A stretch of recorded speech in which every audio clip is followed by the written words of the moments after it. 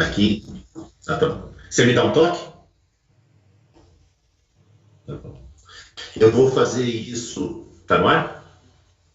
Bom dia, pessoal. Já estamos todo mundo no ar. Então, queria agradecer e dizer que é um prazer contar com a presença de todo mundo nessa edição aqui do Rostoi Talks. Rostoi Talks é um projeto capitaneado e patrocinado pela Rostoi, onde a gente tem um desejo de levar para o mercado informação de qualidade para ajudar na tomada de decisão nesse momento conturbado e de cenário incerto.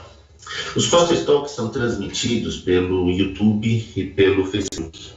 Então, você que está acompanhando aí, já deixa o like na página, se quiser já se inscrever para poder acompanhar os próximos, assim vocês são notificados e vão ter informação dos próximos eventos. Hoje a gente vai falar como o mundo se recuperou das grandes crises. A nossa ideia aqui não é tentar antecipar o futuro, fazer exercício de futurologia, tentar prever o que está acontecendo ou o que vai acontecer. A nossa ideia aqui é revisitar informação de como é que o mundo se recuperou do 11 de setembro, que até então era, se não a mais significativa, uma das mais significativas crises para o setor de turismo. A gente sabe que o 11 de setembro e o Covid que a gente está vivendo hoje são eventos muito diferentes, mas a gente também tem a percepção de que, revisitando o comportamento, seja comportamento do mercado, das pessoas, dos fornecedores, a gente pode aprender um pouco com o que aconteceu. O princípio que a gente está usando é o de estudar o passado para a gente poder entender o presente e estar preparado para o futuro, para o que vem por aí. Né? E o que vem por aí é, sem dúvida nenhuma, um mundo diferente. Né? Do mesmo jeito que a gente viveu e está vivendo hoje sequelas do que foi o 11 de setembro, a gente vai viver sequelas do Covid. Né? Voltando um pouquinho no tempo nessa questão das sequelas, se vocês lembrarem, antes do 11 de setembro, a gente pedia para os nossos clientes chegarem ao aeroporto com 2 horas de antecedência para um voo internacional. E a gente ainda botava uma folguinha aqui. Hoje, os próprios clientes já sabem que se numa época de temporada eles chegarem com menos de 4 horas e meia, esse cara já vai ter problema e vai ter uma certa dificuldade. Né? No pós-Covid, vai surgir, com certeza, um par da gente ter que tirar sapato e cinto no raio-x. Né? Vão ficar sequelas desse momento. E o que a gente quer, de novo, é conseguir estudar o passado, entender o presente e estar preparado para o futuro. Para fazer essa jornada, a gente convidou, e já de antemão eu queria agradecer demais a presença de vocês, a gente convidou 4 painelistas para estarem com a gente. Né? O Mo Teixeira, da Gol Linhas Aéreas, que viveu lá no epicentro do 11 de setembro, quando estava na Delta. A Daniele Romano, que é diretora da Interamérica e que há anos trabalha com New York & Co. e que é, de novo, um dos centros de tudo que aconteceu lá e um dos centros, infelizmente, um dos centros mais importantes do momento. O Fernando, que é o Head of Research e estrategista-chefe da XP, e o Bruno, que é o diretor comercial da Rostoi. Para começar o bate-papo, Teixeira, eu queria começar contigo e a gente conversar um pouco sobre o 11 de setembro e o mercado de aviação. Né? 11 de setembro foi um momento que impactou o mundo, deixou sequelas para todo mundo e sequelas muito fortes junto às companhias aéreas. E você estava no epicentro de tudo isso. O que você pode comentar para a gente a respeito do impacto do 11 de setembro na aviação, no mercado americano, no mercado mundial, e que paralelo a gente pode trazer para hoje em dia? Obrigado, Fábio. Bom dia para todo mundo. Antes de mais nada, eu gostaria de agradecer o convite para a gente poder fazer esse exercício que acho que é um exercício bem inédito. Eu tenho participado de alguns webinars, mas nenhum nesse nível e nesse tipo de contextualização da situação atual. Mas vamos lá. Eu fiz um exercício aqui rápido E como o Fábio falou, eu presenciei o Setembro 11, né? Eu estava na Delta, e isso fazem basicamente 18 anos, né? O Setembro 11 foi numa terça-feira de manhã. E o que aconteceu? Tentar rapidamente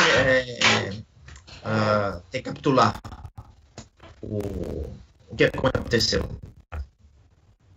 Basicamente, após o segundo avião na torre, em 12 horas, todos os aviões no mundo inteiro, né, em média, foram chamados de grounded. Isso não foi só, basicamente, todas as aeronaves que estavam voando naquele momento, ação imediata, no chão, e grounded 3 dias, tá? Deixaram essa catástrofe, deixou 3 mil mortos, e hoje, fazendo um paralelo com o Covid, no momento, a gente tem mais de 260 mil mortos.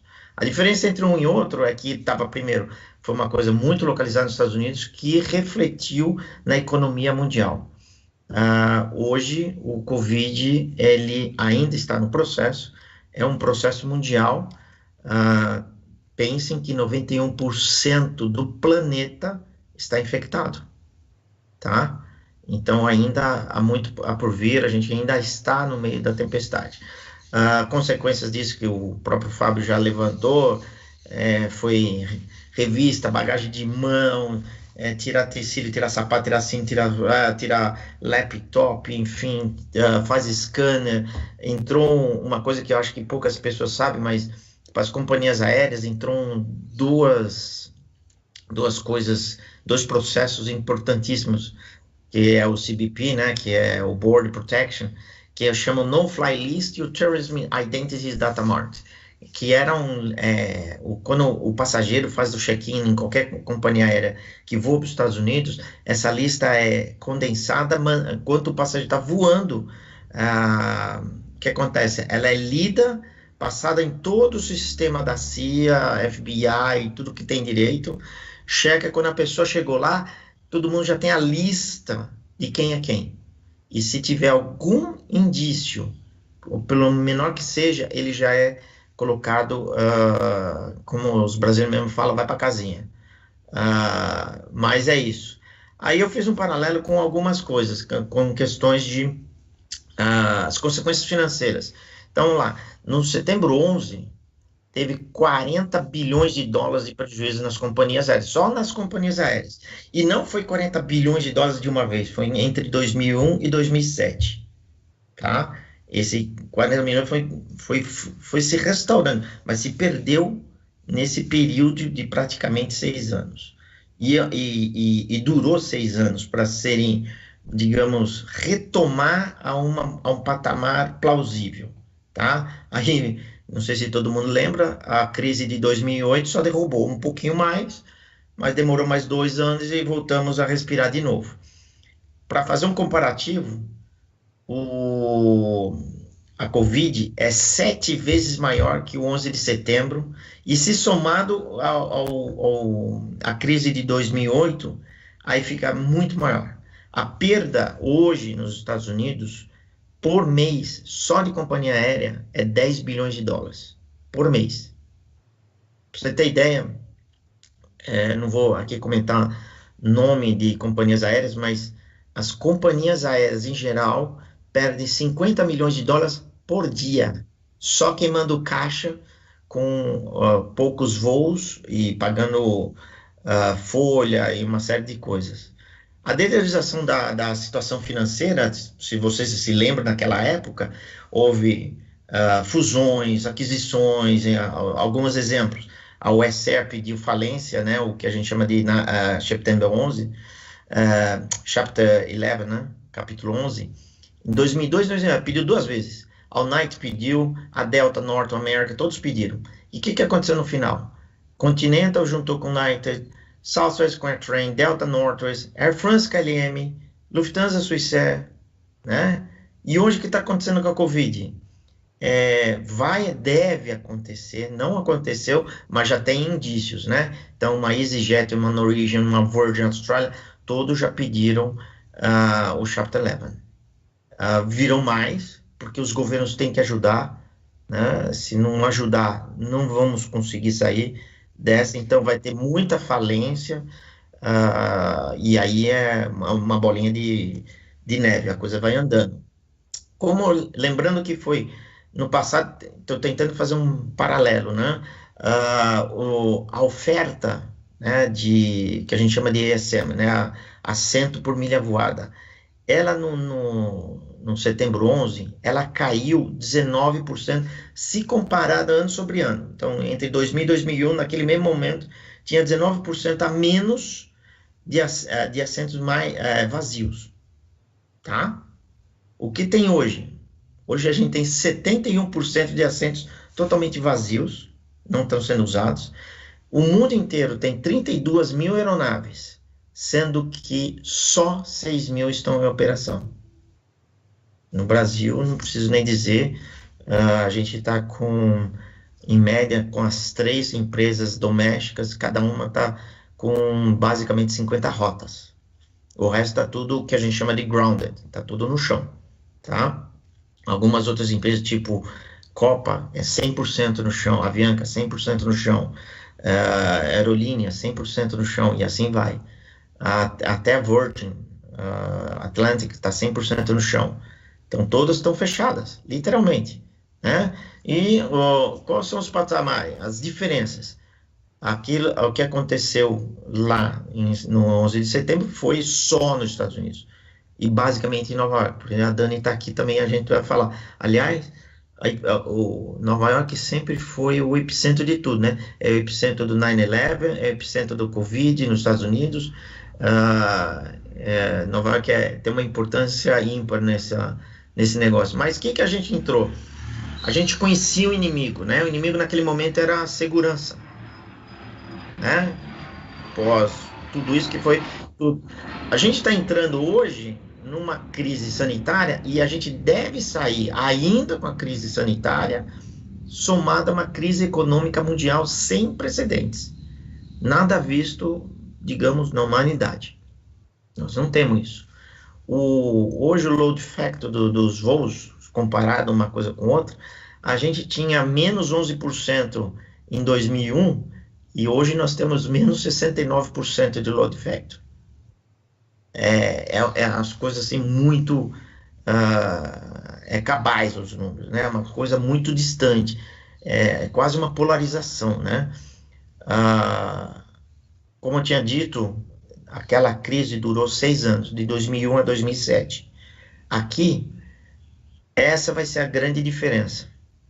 A gente sabe que a gente vai começar como doméstico, nas grandes áreas, né? Então, na Europa vai começar só a voar dentro da Europa, nos Estados Unidos só dentro dos Estados Unidos, o Brasil só dentro do Brasil, e aí as coisas vão passando para o internacional, que deverá ainda demorar uns 6 meses para começar a voar. Por que isso? Lembre-se que todos os países, cada um tem fronteira fechada, a fronteira está semi-aberta, e ainda virão os protocolos, que foi o que o Fábio colocou. Os protocolos virão ainda, tá? Hoje já tem mais ou menos listados 70 protocolos que estão sendo estudados no mundo inteiro para colocar, somando aquilo que a gente já tinha, que foi herança do setembro 11. Então, a gente até brincou aqui que se está 3, 4 horas para embarcar, né, Fábio? A gente não sabe mais quanto tempo vai demorar para embarcar, mas são protocolos que virão com certeza ser incorporados no processo inteiro dentro do aeroporto. Os preços, essa é uma parte legal também de falar. E esse foi um fato interessante. Na época, tem o seguinte, quando você para tudo, é como se parasse um carro, para um carro, tá? Para você fazer ele voltar novamente e ganhar velocidade, você tem que ganhar na física a inércia. Então, cada vez que você gira uma roda e ela vai girando cada vez mais rápido, a própria inércia vira um motor de propulsão, tá? Então, as coisas vão andando super rápido. A gente começou a vender bilhete, eu lembro isso no mercado, a $250, tá? Eu lembro que a gente fez pacote para Orlando a $1.000, incluindo 10 dias, hotel, carro, passagem aérea, tudo que tinha direito por $1.000. Era o pacote inteiro. Mas isso foi no momento de girar a roda primeiro, para ganhar a confiança do passageiro. Porque esse é o principal, ganhar confiança do passageiro. E agora não vai ser diferente. Vão ter que ganhar a confiança do passageiro. Tá? E aí, com o tempo, o preço vai subindo. Se você pergunta, mas isso se paga? De jeito nenhum. E cada vez mais estão se pensando no começo de colocar até a gente inventar ou ter em prática uma vacina eficaz, todo mundo pensa que o banco do meio ninguém vai sentar, né? Então vão separar, ter distanciamento social, coisa do gênero. Poucas pessoas também lembram que dentro da aeronave existe um sistema chamado HPA, que é um sistema que purifica o ar em 99,9%. O mesmo sistema utilizado nas salas de UTI nos hospitais. Então, o lugar mais seguro da viagem é dentro da aeronave. Mas convencer o passageiro disso vai ser um desafio muito grande. O que virá com essa lição, obviamente, vai ser mais fusões, a gente vai conseguir recuperar mais rápido do que a gente recuperou no setembro 11. Não, talvez não financeiramente, mas em termos de processo e operações, com certeza. Pense que o setembro 11 trouxe para nós, que todas as empresas aéreas hibernaram numa velocidade fantástica. Em questões de semana, o mundo parou. Parou, literalmente. Hoje, o que está tendo? Mais transporte de cargas. Tá bom. As consequências disso? Vai desaparecer os nossos famosos 747, A380, os aviões antigos 67, 330 vão ser aposentados. Tudo isso vai, com o tempo, vai embora.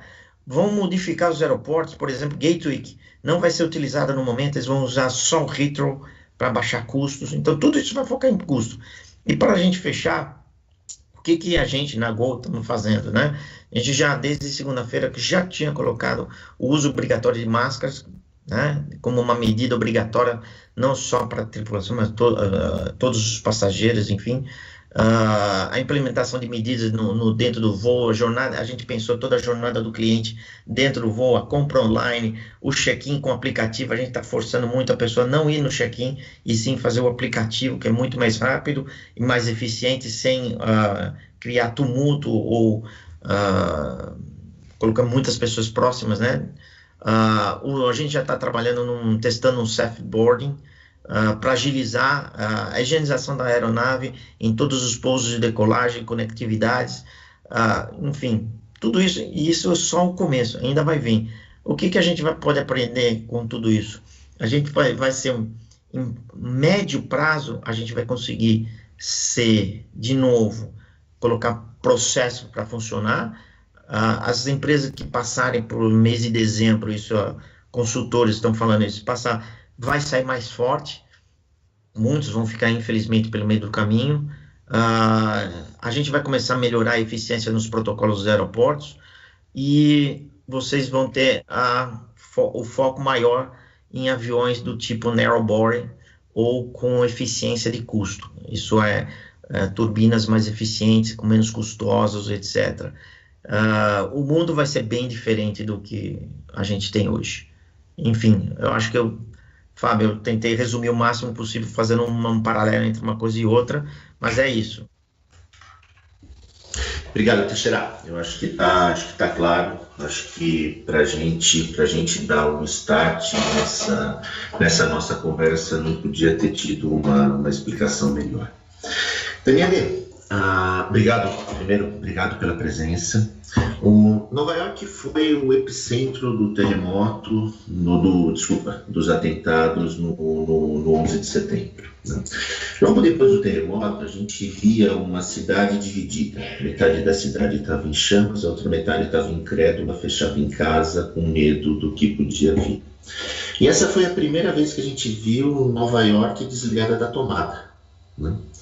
A gente pode, de alguma maneira, comparar o 11 de setembro com o que a gente está acontecendo agora? Ou esse é de fato o maior lockdown que a gente já viu em Nova York? Bom, primeiro, bom dia. Obrigada, Fábio. Obrigada, Bruno, pela oportunidade de estar aqui hoje com vocês. Para mim é sempre um prazer inenarrável falar sobre Nova York, essa cidade que eu amo, sou apaixonada, além de trabalhar com o escritório de turismo da cidade de Nova York, que é a NYC Company, por, agora eu diria, há 13 anos, né? A gente trabalha com eles, a gente representa o escritório de turismo na América do Sul toda. E eu posso te dizer uma coisa, o novaiorquino é muito resiliente. O novaiorquino, ele consegue renascer das cinzas, né? Acho que o 9/11 é um super exemplo que a gente tem aí. O 9/11, apesar de ter sido um fator pontual, né? Como o Tex falou, ele abalou o mundo inteiro, né? Ele teve consequências no mundo inteiro. Então, acho que existem, sim, algumas similaridades, mas o Covid, ele tem um impacto maior, não só na cidade de Nova York, como no mundo inteiro, né? Então, antes de começar a falar especificamente sobre a cidade de Nova York, eu queria dar um panorama geral sobre o turismo dos Estados Unidos em relação ao Covid, né? Para o turismo em si, não só para a companhia aérea, como o Tex falou, para o turismo em si, o impacto do Covid, ele é 9 vezes maior do que o 9/11, tá? A projeção, existe uma projeção de uma queda de receita de 50% só no ano de 2020. Se terem uma ideia, 8 em cada 10 quartos de hotel nos Estados Unidos estão vazios. Então, assim, isso é uma coisa sem precedentes que nunca aconteceu na história dos Estados Unidos. O ano de 2020 ele vai ser o pior ano para o turismo dos Estados Unidos, inclusive se a gente comparar com 1933, que foi a grande recessão. Então, ou seja, nunca passamos por isso. Tá? Na parte da hotelaria ainda, os hotéis nos Estados Unidos estão com 70% da sua equipe ou em licença não remunerada ou porque foram demitidos. Então, assim, realmente a situação está bem caótica e o quadro é bem negativo para o turismo nesse momento, nesse ano de 2020, tá? Agora, se a gente focar especificamente na cidade de Nova York, que é o epicentro, né, que foi onde aconteceu o 9/11 e também é o epicentro do Covid, fazendo algumas comparações, Nova York teve até o momento aproximadamente 14 mil mortes, quando o 9/11 teve 3 mil mortes. Tá? Existem mais um tanto de mortes prováveis na cidade de Nova York que não se sabe ao certo, mas acha-se que faz parte do Covid. Então, isso daria um total de quase 20 mil mortes só na cidade de Nova York, sendo que um adicional de 43, quase 44 pessoas que foram internadas por causa do Covid. Tá? Então, isso colapsou o sistema de saúde da cidade de Nova York, porque como qualquer outra cidade, a cidade não estava preparada, Nova York não estava preparada para esse caos todo. Agora, voltando um pouquinho no turismo, a diária média, na época do 9/11, lá em Nova York, era $83. Quando a diária média, agora, antes do Covid, em Nova York, era $237. Tá? O que a gente nota pós cada um desses episódios? Tá? Pós o 9/11, houve uma queda de 27,5% na diária média, e no Covid, a queda foi muito brusca, foi 70%. Então, ou seja, 70% do valor da diária média houve essa redução por causa do Covid. Então, ou seja, o impacto aí já foi infinitamente maior. A taxa de ocupação pré-Covid e pré-9/11 era, pré-Covid, 91%. Os hotéis de Nova York, como todo mundo sabe, viviam lotados. Nova York tem uma das maiores diárias médias dos Estados Unidos ou do mundo. No 9/11, a média de ocupação era um pouquinho mais baixa, era 84%. Tá? o custo da diária média, que é um outro fator, ele caiu no 9/11 42%. Então, assim, houve essa queda brusca de 42%, mas o que vale lembrar é que, assim, a cidade ela ficou fechada 2, 3 dias no 9/11, que é uma coisa totalmente diferente do que está acontecendo no cenário atual do Covid, tá? Então, assim, se a gente for comparar o custo, a redução, a queda do custo da diária média agora em relação ao Covid, então, assim, em março foi 69%. Então, assim, a diária média, que era $237, caiu 69% em março. Abril foi para 90% a queda. E em maio, a projeção é uma queda de 91%.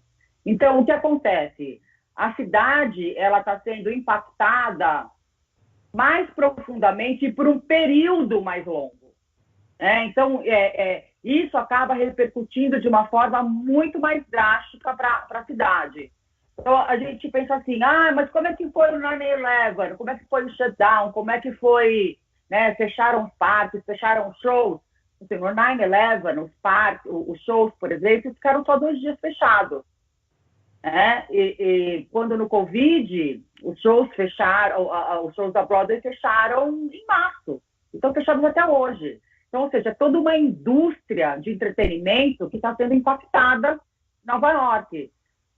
Os parques foram fechados, os museus estão fechados. Então, assim, todas as atrações de Nova York estão fechadas desde março, coisa que não ocorreu durante o 9/11, né? Por exemplo, os grandes eventos, festivais da cidade, grandes convenções foram cancelados. A Pride, né, que é um grande evento que leva 5 milhões de pessoas para Nova York, que acontece em junho, foi cancelado. Então, assim, é um baque mais profundo, eu diria, para a cidade, tá? Em contrapartida, se a gente pensar em campanhas, né, o que a cidade fez na época, o que a cidade está fazendo agora, né? Na época, a cidade fez algumas coisas pontuais, né? Fez uma movimentação dentro da cidade, fez um evento, né? O próprio Giuliani, que era o prefeito na época, ele fez questão de reabrir a Broadway logo, porque a cidade estava cheia de turista. Hoje em dia, com o advento das redes sociais e da tecnologia, a cidade está fechada, mas, ao mesmo tempo, ela está aberta virtualmente, né? Então, assim, o Escritório de Turismo de Nova York lançou um tour virtual pela cidade, né, que as pessoas podem acompanhar e podem visitar toda a cidade, pode passear pela ponte do Brooklyn, né? Tudo isso virtualmente, coisa que não existia essa possibilidade na época do 9/11. Outra coisa interessante que a cidade de Nova York fez, ela se juntou à cidade de Los Angeles e à cidade de São Francisco, e eles também fizeram uma outra campanha nas redes sociais, que é Mostre a sua cidade através da sua janela. Então, ou seja, a gente vê aí também uma movimentação de grandes cidades se unindo, né, para atrair a atenção da população. E outra coisa super interessante, os shows da Broadway, eles não estão acontecendo presencialmente, mas eles estão acontecendo virtualmente. Então, as pessoas hoje podem assistir a grande maioria dos shows da Broadway virtualmente, né? Eu acho que outro ponto que é super importante da gente ressaltar, e eu acho que esse não é um ponto só em relação à cidade, né? A Nova York em si, mas a todo mundo, é que quando teve o 9/11, as pessoas ficaram incomunicáveis, né? Nem telefone funcionava, né? As pessoas, além de estarem lá na cidade muito aterrorizadas, elas não tinham meio de comunicação. Hoje, em dia, todo mundo consegue se comunicar por Skype, por FaceTime, por Zoom. Então, existem várias plataformas, né, que as pessoas podem interagir umas com as outras lá na cidade ou entre países, né? Então, isso era uma coisa que não existia na época. E o prefeito, o de Blasio, ele falou que deu uma entrevista um dia desses, que acredita que a perda de emprego na cidade de Nova York vai impactar $500 milhão. Então, assim, é uma queda, né? Vai afetar de uma forma muito grande a cidade.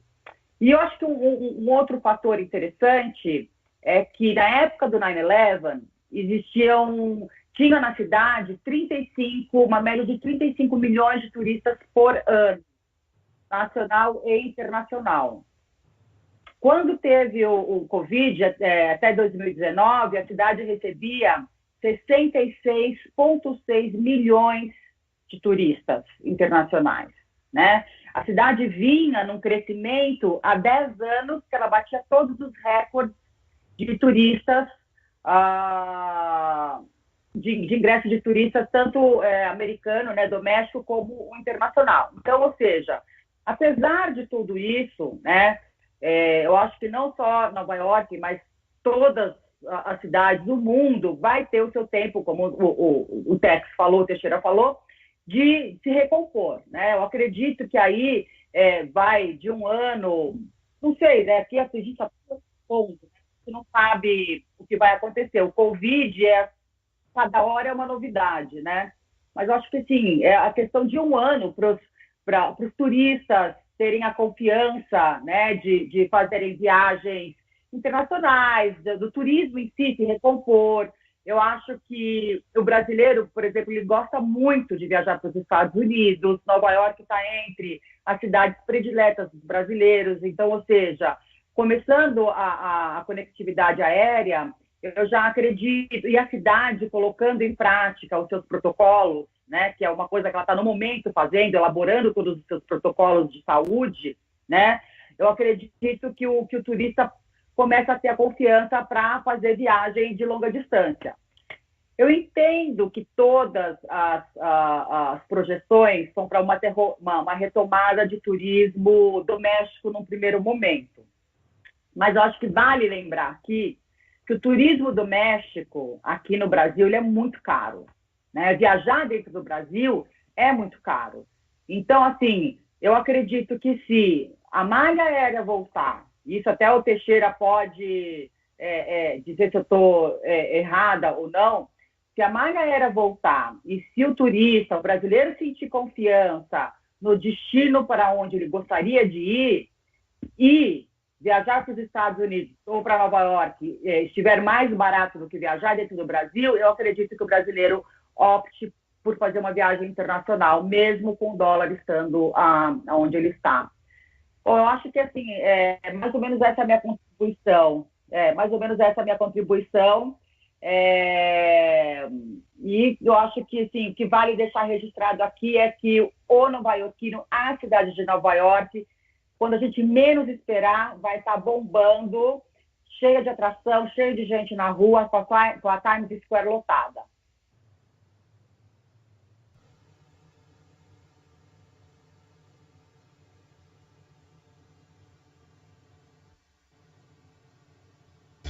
Opa, desculpa, eu tinha deixado aqui no mudo.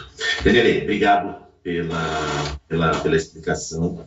Quando a gente ia terminar essa rodada inicial de uma pergunta e uma contribuição de cada um dos painelistas, a gente vai voltar para uma sessão com todo mundo, com as perguntas que nós estamos recebendo de quem está nos acompanhando pelo Facebook e pelo YouTube. Fernando, os últimos 20 anos têm sido bem agitados do ponto de vista da economia, né? Se a gente for olhar, a gente teve 11 de setembro, um pouquinho menos de 10 anos depois, a gente teve queda do Lehman Brothers, a gente teve todos os episódios de 2008, e agora um pouquinho mais de 10 anos depois disso, a gente vive esse cenário de Covid. O que a gente tem de similar e de diferença entre esses três momentos? E como é que o mundo se recuperou de 2001, de 2008, e o que a gente pode esperar como recuperação agora para a Covid-19? Legal. Obrigado, bom dia a todos. Obrigado por estar aqui com a gente. Eu sou Fernando Ferreira, sou estrategista-chefe da XP e também chefe do time de análise lá na XP. Bom, acho assim, além dessas duas, né, a gente teve também recessão no Brasil em 2015, 2016, tivemos crise na Europa em 2011, enfim. Então, as crises, elas estão virando recorrentes, né, eu diria. Mas, sem dúvida, como né, o Teixeira e a Daniele já disseram, essa crise é uma crise muito mais aguda, né, muito mais brusca e abrupta que as crises passadas, né? O mundo parou. Hoje você tem mais de 1/3 da população mundial em quarentena, né? Então imagina você pegar países como a Índia, né, até a própria China, que entraram no processo de lockdown muito severo, né? Depois, mais 1/3 do mundo está parado, né? E essa quarentena ela continua. E aí quando a gente olha em números, né, e a gente pensa no PIB global e o PIB americano, lá em 2001, mesmo com todo o impacto, né, do setor de turismo, do setor de serviços, o PIB americano cresceu 1%. O PIB global em 2001 cresceu quase 2%. Né? E aqui no Brasil também a gente cresceu 1%. Ou seja, mesmo com o grande impacto do 9/11 no setor de turismo e serviços, quando a gente olha para PIB, o PIB em 2001 cresceu, e cresceu em 2002 também. Quando a gente olha para 2008, 2009, aí sim foi uma crise maior, né, do ponto de vista econômico, né, foi uma crise que começou no setor imobiliário americano, que depois virou uma crise de crédito e uma crise bancária, e isso, né, depois virou uma crise global, né, passou para a economia real. Em 2008, 2009, o PIB americano caiu 2,5%, o PIB global caiu quase 2%, né, e o PIB brasileiro ficou estável, né, em 2009. Ou seja, foi uma crise já com impacto bem mais relevante na economia, né, mas ainda assim, aqui no Brasil, a gente praticamente não sofreu, né, a gente ficou com um PIB estável. Lembra da história da marolinha, né, que bateu no Brasil, e realmente a gente não teve muito impacto daquela crise, que ficou uma crise muito concentrada no mercado americano, mas principalmente no mercado bancário, né? Então foi uma crise que veio do mercado financeiro e afetou a economia real. Essa crise é exatamente o oposto, né? Assim, as empresas estavam indo muito bem, a economia estava recuperando tanto aqui no Brasil quanto no resto do mundo, e a gente via uma trajetória de retomada, né, da atividade econômica, quando de repente caiu um meteoro, né, o mundo inteiro parou, 1/3 da população mundial em quarentena ainda hoje em dia. Então, quando você olha para os dados econômicos, né, assim, o impacto, sem dúvida nenhuma, é muito maior do que foi nas últimas crises. Então, nos Estados Unidos, o PIB lá no primeiro trimestre já caiu quase 6%, a estimativa é que para o ano o PIB americano caia 3%, mas tem economista estimando muito mais do que isso de queda, né, falando que já pode ser 6, 7% de queda. O PIB global, mesma coisa, né, o consenso de mercado hoje é que o PIB global caia 1,5%, que é parecido com o que caiu em 2008, mas o consenso parece alto, né? Já tem economista também projetando que o PIB mundial cairia entre 6 a 7%, e não 1,5%, né, da média, então assim, uma queda muito maior. E no Brasil, mesma coisa, né? Quando a gente olha para a projeção do Focus, né, que é o consenso de mercado do Banco Central, está ali próximo de 3,5% de queda, mas mesmo o Banco Mundial e o FMI já projetam queda do PIB brasileiro acima de 5%. Né? Então tem muito economista já migrando para casa de 6% até 7% de queda de PIB no Brasil esse ano, né, dado que o próprio Banco Mundial já prevê uma queda de 5%.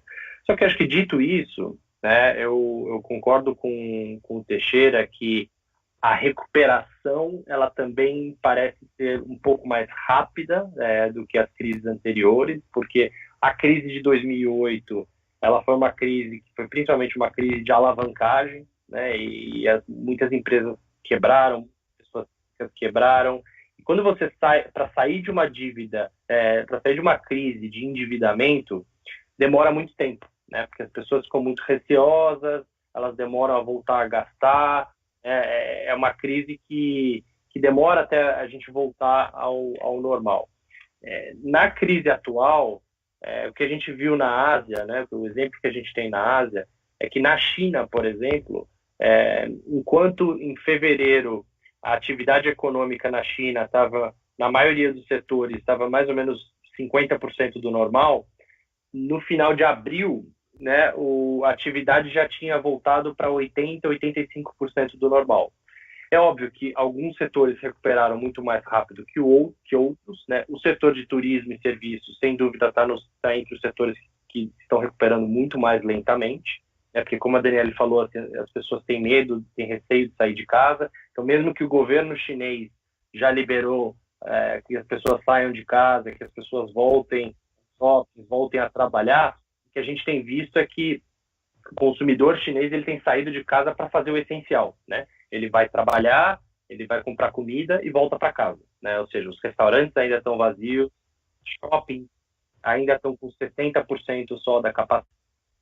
E o setor de turismo, né, e o setor aéreo também estão em patamares de, o último número que eu vi era 30% do normal ainda, né? Então, a recuperação, sim, está sendo muito mais lenta em todas as atividades que são de lazer.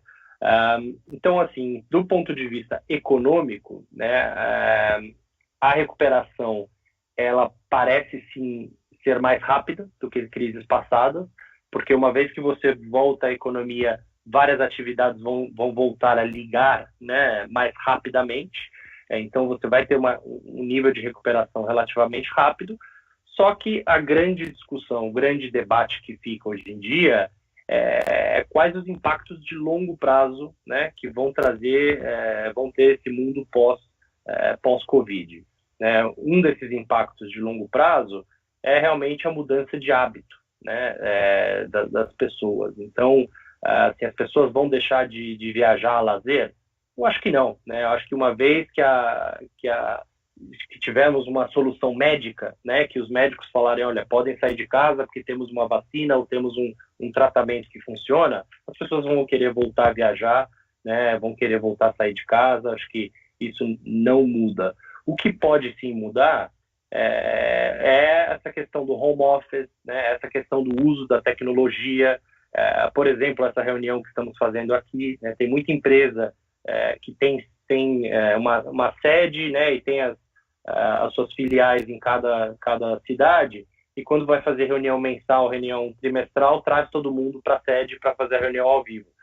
Não necessariamente isso vai continuar acontecendo, né? Então, existem projeções que dizem que da viagem corporativa, mais ou menos 15% não voltaria, né? Porque as empresas vão começar a ajustar né, os seus hábitos e usar mais a tecnologia.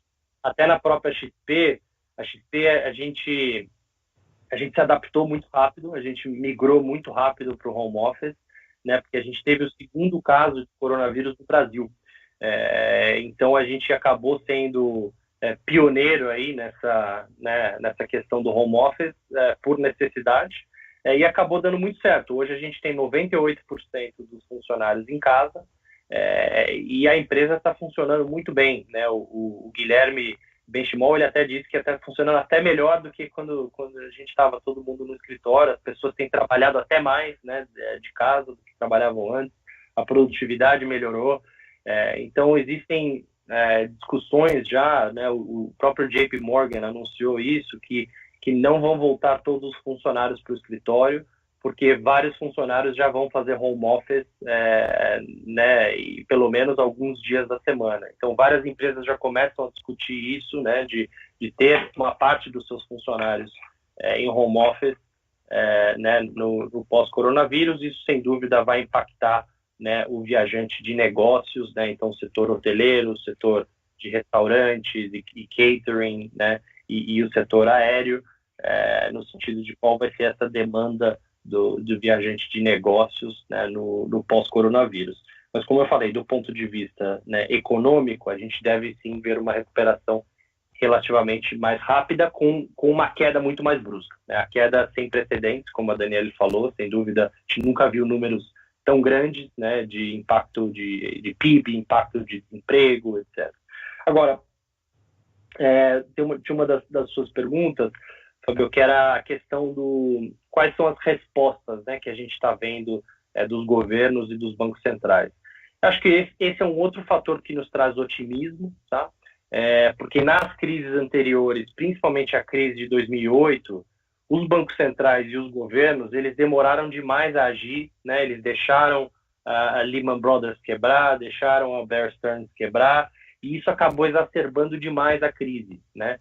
Porque existia lá aquela discussão de que, olha, essa crise foi gerada por excesso de ganância dos bancos, né? Eu mesmo estava num banco americano na época, eu lembro bem dessa discussão, de que, olha, o erro foi dos CEOs dessas empresas que tomaram muita dívida e que deram crédito para quem não devia, então a gente tem que deixar mesmo eles quebrarem, a gente não pode salvá-los. E aí, na medida em que o Banco Central americano deixou o Lehman Brothers quebrar, isso exacerbou demais a crise e isso virou uma crise global, aí que eles começaram a agir. Nessa crise do Covid, não foi culpa das empresas, né? As empresas estavam indo muito bem, não foi culpa dos empresários, né?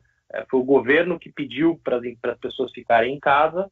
Então, dito isso, o governo, hoje não existe essa discussão de tem que ajudar, não tem que ajudar. Eles sabem que, olha, isso é uma crise de saúde, então a gente precisa dar um fôlego para a economia, um fôlego para as empresas, né? Como o ministro Paulo Guedes falou, dar essa ponte para que ele chegue do outro lado, para que as empresas cheguem do outro lado da ponte, né? Então, esse crédito que está sendo dado ou via fiscal, né, ou via Banco Central injetando liquidez na economia, também é de tamanho sem precedente. Então, a gente viu os Estados Unidos anunciando 2 trilhões de dólares de programa fiscal, que é 10% do PIB, e depois eles aprovaram mais 500 bilhões de dólares de auxílio fiscal. E do ponto de vista monetário, o Fed, o Banco Central Americano, já injetou mais de 2 trilhões e meio de dólares no mercado desde março. Para vocês terem uma ideia, em 2008, o Fed injetou 1,6 trilhões em 4 meses, né? Ou seja, agora em 2 meses ele já injetou mais do que o dobro e diz que vai continuar injetando liquidez no mercado. E a mesma coisa para o Brasil. A gente viu pacotes do governo de mais de 800 bilhões de reais, né, sendo aprovados na Câmara, o Banco Central brasileiro também injetando muita liquidez. Então, isso é um lado positivo, porque mesmo que depois que passe a crise do Covid, esses programas fiscais e esse gasto adicional sendo feito, pelo menos ele vai ajudar a aliviar esse impacto econômico e vai aliviar um pouco do impacto em desemprego e impacto em falências de companhias, né? Porque, sem dúvida, esses são os 2 indicadores principais que a gente tem que ficar de olho no pós-coronavírus, vai ser a retomada do emprego e o nível de falências das empresas. Porque quando você tem muita falência de companhias, é muito mais difícil de voltar a ligar aí a máquina econômica. Mas é isso, do meu lado. Obrigado, Fernando. A gente vai voltar na sequência, depois da conversa com o Bruno, a gente vai voltar com todo mundo na tela para a gente fazer as perguntas que nós estamos recebendo aqui do pessoal que está acompanhando por YouTube, que está acompanhando pelo Facebook. Bruno, primeiro de tudo, obrigado pela iniciativa de montar esse evento. Acho que a gente está conseguindo cumprir a missão, que é levar informação de qualidade para ajudar na tomada de decisão. O que a gente pode esperar do mercado de turismo corporativo no pós-Covid? O que você acha que vai acontecer com o mercado e como é que a Hostel está se preparando para atender a esse novo mercado que surge depois dessa pandemia? Bom dia, Fábio. Bom dia a todos. Eu vim dando uma pincelada aqui geral com Daniele, Fernando, enfim, Teixeira, e falar um pouquinho aí do que nós fizemos e do que a gente está esperando de todas essas informações, enxurrada de informações que nós recebemos diariamente, né? Na Hostel, o que nós fizemos no primeiro momento, quando houve realmente a decretação da pandemia, a gente fez a desmobilização, como o próprio Fernando comentou na XP.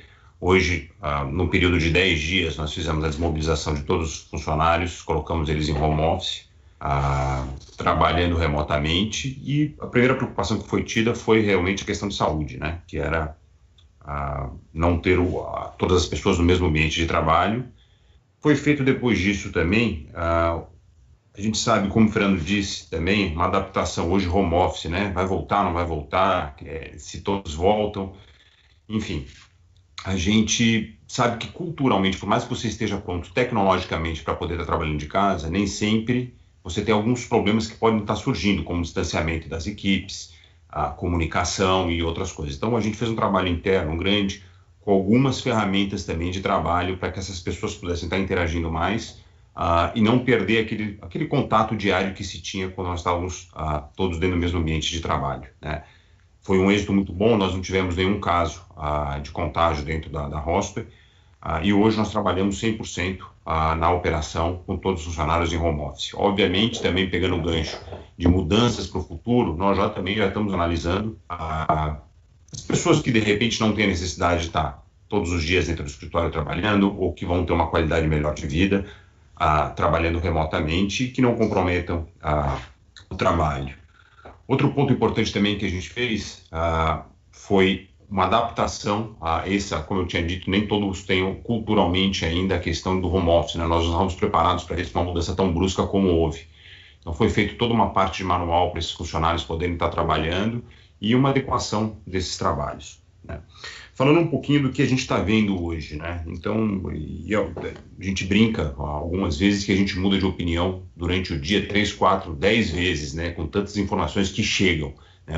Você acredita que o Covid está acabando, a curva está crescendo no final do dia, enfim. Mas eu acho que tem algumas coisas importantes que a gente pode ter um acerto aí, uma probabilidade de acerto maior, né?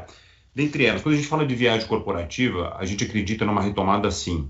Se a gente ler as últimas informações que nós temos agora, primeiro, nós não tivemos a paralisação de todos os voos no Brasil, né? Nós sabemos, como o Teixeira disse, temos aí praticamente 50 rotas sendo operadas pelas 3 companhias aéreas hoje que operam no Brasil, voos domésticos. Temos algumas rotas internacionais, mas temos muitas notícias de companhias aéreas que já estão com plano de retomada de voo ao Brasil. É o caso de uma Delta, o caso de uma American Airlines, a própria Latam voltou a voar aos Estados Unidos com uma frequência que não é diária, enfim, existe uma movimentação. Então, quando a gente compara, né, em cima um pouco do mercado de turismo, falando de turismo corporativo, falando de turismo de eventos e turismo de pessoa física, lazer especificamente, a gente acredita, com o dado que até o Fernando comentou, que vai ter um decréscimo de 15%, sim, pela tecnologia nova implementada, né? Então, falando de corporativo, a gente acha que existe uma retomada, vai ter um tempo maior de retomada, por quê? Porque é a inércia que o Teixeira comentou,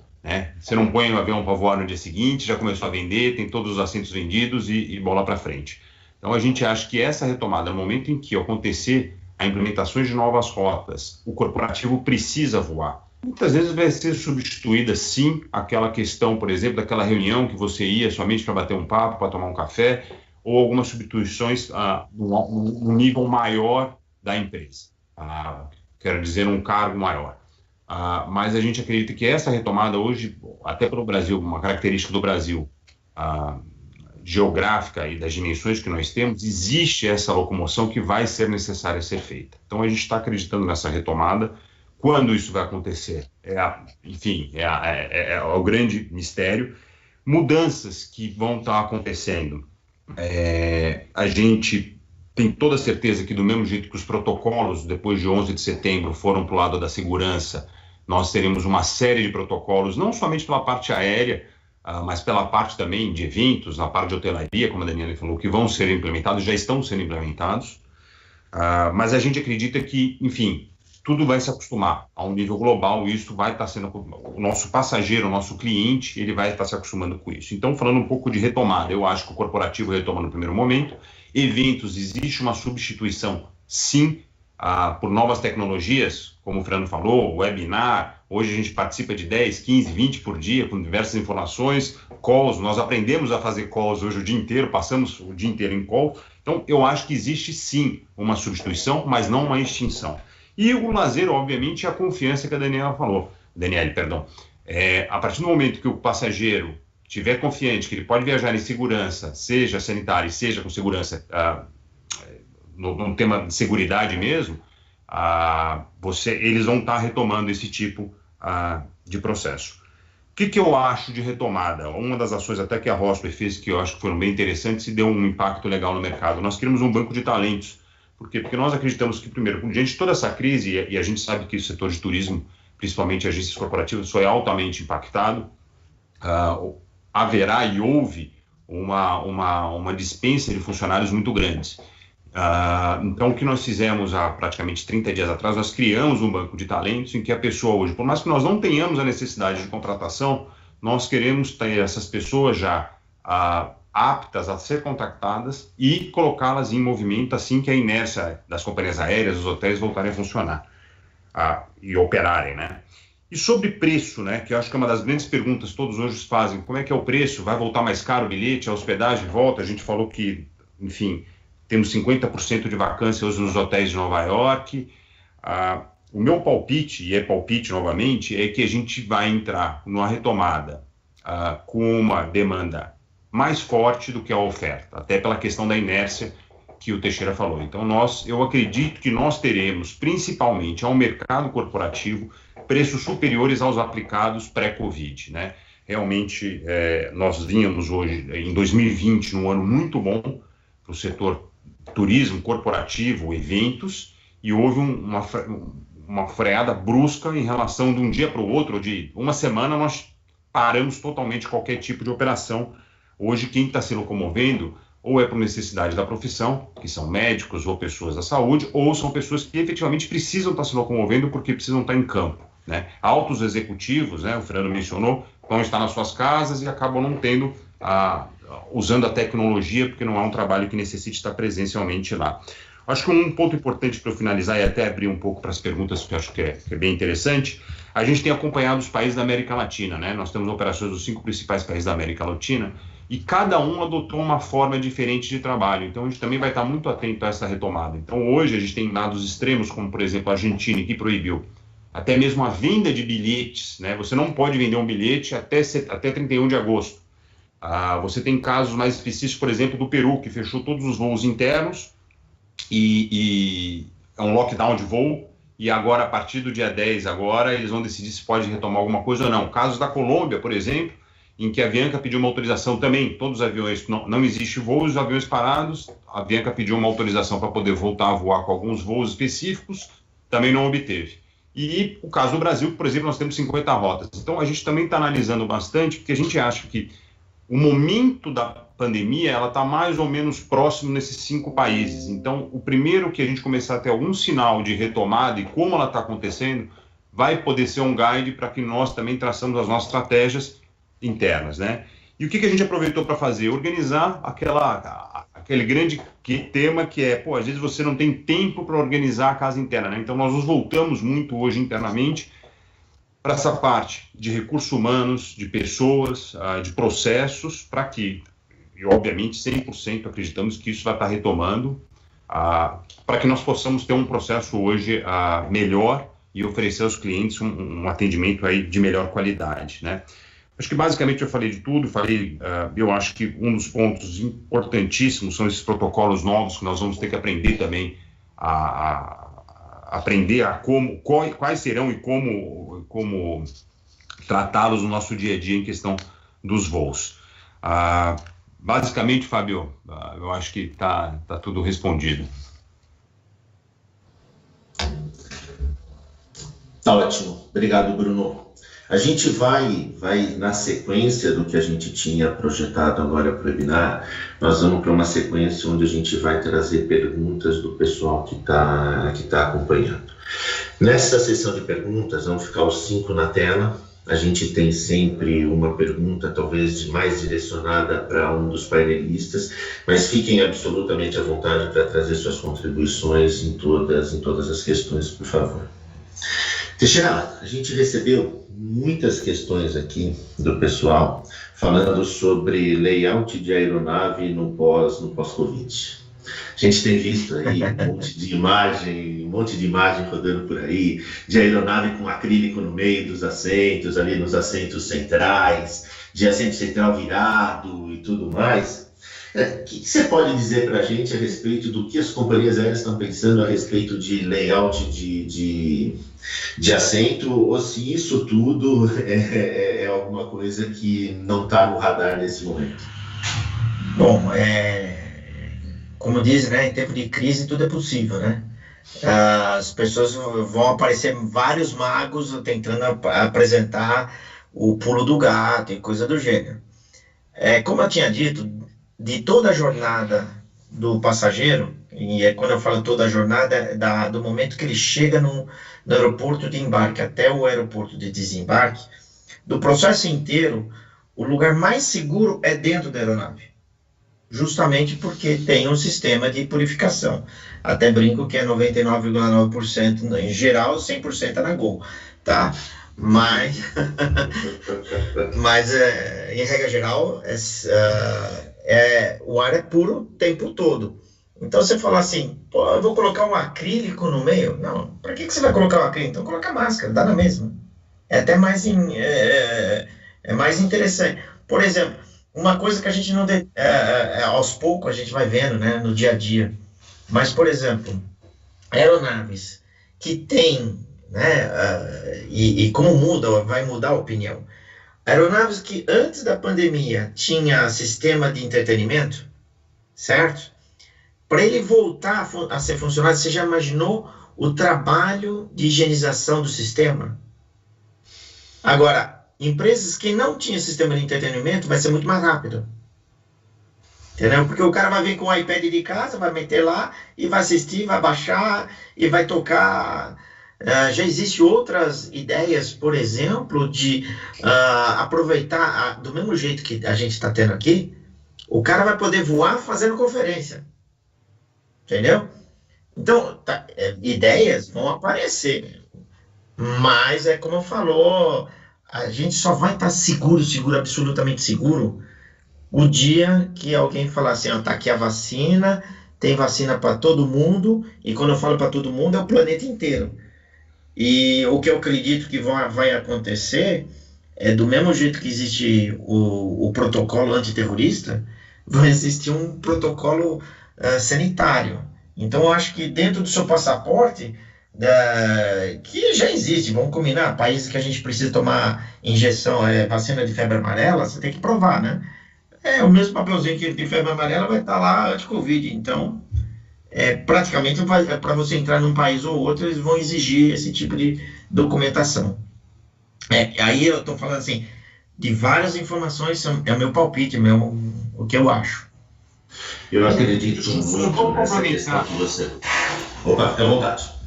Então, só complementando até o que o Teixeira falou, no Chile, Teixeira, logo no primeiro momento que houve a pandemia, para os voos domésticos, eles começaram a obrigar um tipo de certificação dos passageiros que estavam para o embarque. E outro dado importante, eu vi na última semana, 10 dias, que a Emirates fez um voo de Dubai para uma cidade que agora não me recordo, em que ela fez o teste de temperatura de todos os passageiros pré-embarque, aquele teste que você tem o resultado de 10 minutos, ou seja, um protocolo novo, é somente um complemento do que você está falando. Então, realmente, as coisas estão surgindo aí nessa direção. São dois exemplos que já tinham acontecido. Eu acredito muito que a gente vai ter, no pós-Covid, o par do tirar o sapato e o cinto no raio-x. A gente provavelmente vai ter um passaporte de segurança, de saúde, alguma coisa parecida com isso, onde a gente vai ter que comprovar que está imune a determinadas doenças e coisas do gênero para poder seguir viagem. Ele vai estar com carteirinha de vacina, né? Vai ser duro recuperar, né? A gente recuperar a nossa carteirinha de vacina vai ser difícil. A gente recebeu uma questão aqui que vai mais ou menos na linha do seguinte. Se a recuperação da economia for rápida, como a gente comentou aqui, e que a gente está imaginando, quanto tempo Nova York leva para estar ligada na tomada de novo?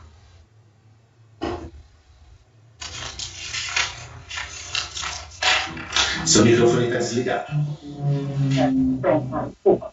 Não posso te dizer com precisão. O que eu posso, sim, afirmar é que a cidade está trabalhando intensamente nos seus protocolos. Então, assim, logo mais, ela já vai apresentar os protocolos da cidade, né? A cidade já está trabalhando com o protocolo da US, né? Que é a Associação de Turismo dos Estados Unidos, enquanto ela não tem os próprios protocolos. Mas eu acredito que isso é uma coisa que não deve demorar, até porque a cidade é a mais interessada em esse protocolo. Mas quem quiser acompanhar e saber exatamente, eu sugiro que entre no site nycgo.com, nycgo.com, que é o site oficial da cidade de Nova York. Lá eles têm uma seção destinada ao Covid e eles estão diariamente atualizando isso e os protocolos também vão aparecer ali. Ou também, se a pessoa quiser, pode depois entrar em contato comigo. Uma outra questão que bombou aqui é por onde as pessoas podem assistir os musicais da Broadway agora, nesse período de lockdown. Da Broadway, então, a Broadway, eles ainda não sabem como eles vão fazer, né? Porque como companhia aérea, fazer um assento sim, um assento não para a Broadway, isso não é financeiramente hoje ainda justificável, então eles estão tentando achar um meio, né, a fórmula para que os shows voltem a acontecer de uma forma, porque não é só a audiência, né? Tem também os performers, né? Os artistas, eles ficam nos camarins e lá atrás o contato deles é próximo, né? Então eles estão estudando qual fórmula eles podem aplicar para que os shows possam voltar o quanto antes. E para assistir os shows online? O pessoal aqui estava perguntando como é que faz, por que site que consegue assistir e acompanhar os shows que você tinha comentado que estão passando online. Online ou gravados? Tá, eu vou te mandar isso, porque é mais de um. Então, para não ficar confuso, eu mando para vocês, aí depois você passa para a sua audiência, tá? Tá bom, eu passo sim, pode deixar, obrigado. Fernando, chegou uma questão aqui na linha do seguinte: o Covid chegou como um terremoto e chegou como um terremoto de maneira avassaladora sobre os pequenos investidores. O que você poderia recomendar como comportamento desse pequeno investidor nesse momento?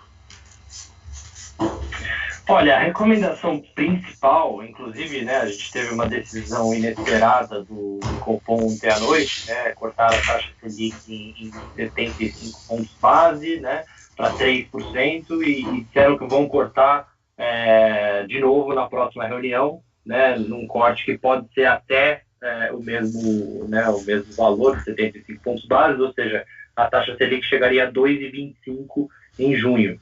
Né? Então tem muito investidor perguntando o que eu faço, né, nesse cenário, enfim.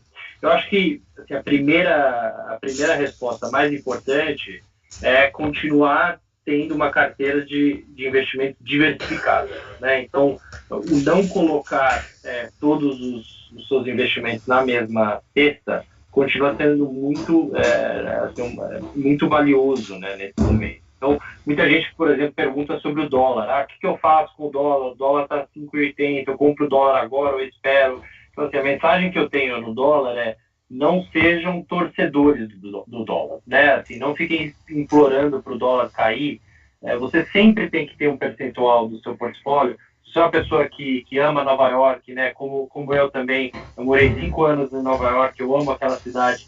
Você sempre tem que ter, se você é uma pessoa que gosta de viajar internacionalmente, sempre tem que ter um percentual da sua carteira em outras moedas, né? Não dá para ter todos os seus investimentos em reais, porque você vai virar um torcedor do dólar, né? Você vai ficar implorando: eu tenho uma viagem, será que eu espero, será que eu compro agora? Enfim, não. É importante você sempre ter um percentual lá investido em dólar. Renda fixa. A renda fixa não morreu, né? Então, assim, sim, os juros estão mais baixos, mas existem uma série de produtos dentro da renda fixa com juros mais interessantes, com juros mais altos, e se você segurar esse título até o vencimento, você não vai ter nenhuma volatilidade de preço. É óbvio que a renda fixa também mexe o preço, então tem muita gente que compra um fundo de renda fixa e aí ele vai lá: pô, eu estou perdendo dinheiro. Sim, porque os títulos mexem de preço. Mas a renda fixa, ela só é fixa se você segura até, né, o vencimento daquele título. Mas existem muitas oportunidades também na renda fixa. E, por último, renda variável, a bolsa, sem dúvida, fica mais atrativo com juros mais baixos, né? Então, hoje tem muita empresa boa, por exemplo, os grandes bancos, que estão pagando dividendos de 6%, 7% ao ano, ou seja, o dobro da taxa Selic, né? E bancos muito sólidos. Então, assim, existe muito investimento na bolsa hoje, com um rendimento superior à taxa Selic. Mas o mais importante, né, acho que se tiver que ter uma mensagem, é a mensagem da diversificação da sua carteira em várias classes de ativos. Obrigado, Fernando. Teixeira, uma questão que chegou aqui. Com os aviões no chão, as equipes também estão no chão. O que a Gol está fazendo para tratar o lado emocional dos colaboradores que não estão podendo exercer sua atividade? Isso é uma bela pergunta. Bom, deixa eu falar, tentar dividir em duas partes. Não é porque os aviões estão no chão, a gente não está fazendo nada. Só para a gente ficar... As pessoas acham que, fecha a portinha, que nem carro, né? Gente que coleciona carro, coloca o carro dentro da garagem, fecha ele, tampa, bonitinho, e uma vez por semana, uma vez por mês, vai dar uma ligadinha no carro. Não é mais ou menos assim. A Gol está aproveitando o tempo, né? Que pode se considerar um tempo sabático, nos dois sentidos. No primeiro sentido, a gente está tentando evoluir com todos os produtos internos dentro da aeronave para ver o que a gente possa melhorar no sentido de, não só de higienização, mas de melhora no comportamento do passageiro, tá? Então, é uma pesquisa muito profunda, etc. E aproveitando também já para unificar, por exemplo, tipos de assento. Então, assentos que vai ter melhor portabilidade para colocar, por exemplo, o iPad para você ver filme ou mesmo trabalhar, etc. Então, tudo isso está sendo trabalhado. Com relação ao staff, e isso é uma coisa muito, muito importante, que é uma discussão grande, porque apesar do comportamento e a tendência das pessoas ficarem mais home office, já 5 anos atrás já foi feita uma pesquisa com o Google e o MIT em Boston, que ficaram confinados, o pessoal do Google ficou confinado em casa por 30 dias, não dá certo. Por quê? Porque perde a sociabilidade e a criatividade cai. Então, você pode fazer home, mas você vai ter que fazer um equilíbrio das forças, tipo, de 5 dias da semana, 1 ou 2 dias, você tem que ir para o escritório até para ter a sociabilidade e trocar ideias, né? O que nós estamos fazendo durante essa quarentena? A própria Gol, dentro, a gente tem vários webinars de cursos que são buscados pelo departamento de RH, que é o pessoal de Gente e Cultura, que trata de diferentes assuntos, para as pessoas entrarem, buscarem, porque, como eu falei, é um período sabático. Aproveitem para fazer cursos, se habituar a ler mais, se habituar a conhecer mais, conhecer outros setores, porque, dá um exemplo muito claro, a gente trabalha em uma companhia aérea, a gente trabalha no setor de turismo, mas se eu pegar, eu sou muito fã do Henry Ford, e o Henry Ford foi o cara que inventou o quê? A fabricação do carro. Ele não inventou o carro, mas da onde ele tirou? Do açougue. Ele foi buscar num outro setor que nada a ver, e ele copiou isso para dentro do negócio dele.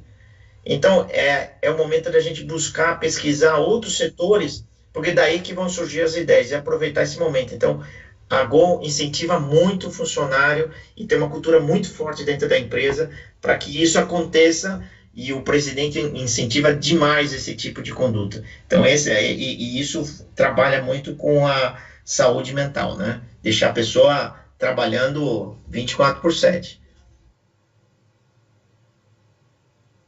Deixa eu voltar aqui meu microfone. Obrigado, Teixeira. A gente está caminhando para o final do webinar. Eu queria só pedir para o Bruno fazer as considerações finais. Queria de novo agradecer a todo mundo que acompanhou, seja pelo YouTube, seja pelo Facebook. 4 foi engrandecedor para o projeto, Foi muito bacana poder contar com vocês e acho que a gente cumpriu um pedaço importante do nosso objetivo, que era entender o passado, nos prepararmos, compreendermos o passado para a gente poder entender o presente e estar pronto para o futuro.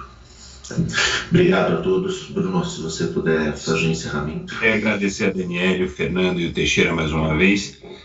O que a gente, de novo, o Fábio comentou isso, o que a gente tentou fazer é sair um pouco do tema Covid, né? Falando de Covid, mas falando muito mais do que causou as grandes crises e tentar buscar oportunidades, né? A gente tem, eu pessoalmente, um grande sentimento que é a gente poder buscar algumas alternativas, melhorias, conhecimento. Discordo um pouco do Teixeira quando ele fala de tem tempo. Eu estou trabalhando mais do que eu estava trabalhando quando eu estava no escritório. Eu não sei se acontece com todos. Essa história de ganhamos tempo, eu realmente não tenho percebido. Mas somos todos. A gente está tentando ser mais generalista. Você tem que entender que eu tenho desde de comissário de bordo até pessoas que estão trabalhando muito na área interna. A média de qualquer cabeça no freezer, pega um fogão, na média nós estamos em temperatura ambiente. Mas, de qualquer forma, agradeço a vocês pelo tempo. Como disse, nós participamos de 40 webinars por dia e trocamos de ideia 40 vezes por dia, né? A ideia era realmente sair um pouco do tema, quando vai retomar, e qual é a escala, se está subindo, se está baixando, e trazer um pouco mais de informação de um tema específico. Como o Fábio também comentou, a gente vai estar fazendo um outro episódio, provavelmente a gente teve sugestões para falar da Segunda Guerra, gripe espanhola, enfim, tem um monte de assuntos, até para entender como é que a economia também se comportou e como é que as coisas caminharam e quais foram os aprendizados que foram tidos com isso. Queria agradecer muito o tempo de vocês, mais uma vez Daniele, Fernando, Teixeira, e esperamos contar com vocês de novo para um próximo assunto. Se deixar, o Teixeira vai falar hoje até às 5 da tarde, né, Teixeira? Tem vários assuntos, né? Mas muito obrigado, Daniele.